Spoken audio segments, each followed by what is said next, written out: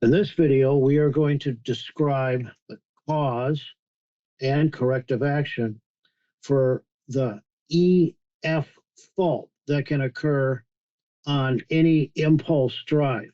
In this example, we are using an Impulse VG Plus Series 5 drive. In this video, you will notice we have the cover removed from the drive itself. If you're going to attempt to duplicate this in the field, you must observe your ARC flash protocol because we will be working with the drive energized. This example, I have the drive is powered up. I'm going to give the drive a standard run command.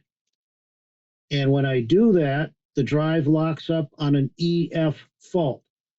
I have a run command issued to the drive, but it's not running. The EF fault, as described in this display, indicates forward/reverse run command input error. Essentially, what that means is that the drive is seeing both directional commands at the same time.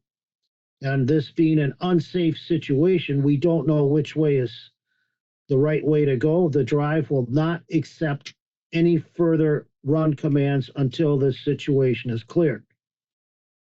Now, the inputs for the directional commands are on the interface card that the control wiring is connected up to.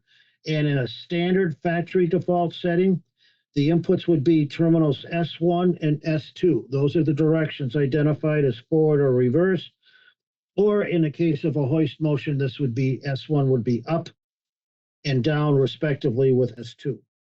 All the drive knows is it's seeing both of those at the same time. Now, one way to look at this would be to go to the monitor mode display and look at U0110 and input terminal status. And the way this is listed, it's going to happen real fast, but when I give the drive a run command with a single directional command, you see the two digits on the far right light up, and then the drive immediately shows EF. That indicates that it's seeing both inputs at the same time.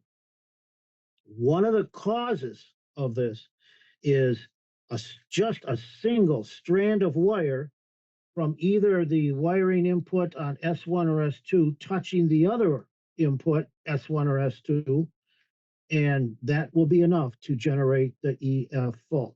So this is a case of wiring on the inputs to the interface card.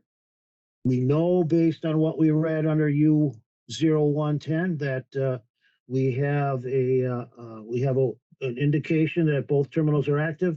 At this point, one would have to take the cover off the drive and look, and it's not visible in this video, but I have just a single strand of wire touching from S1 to S2.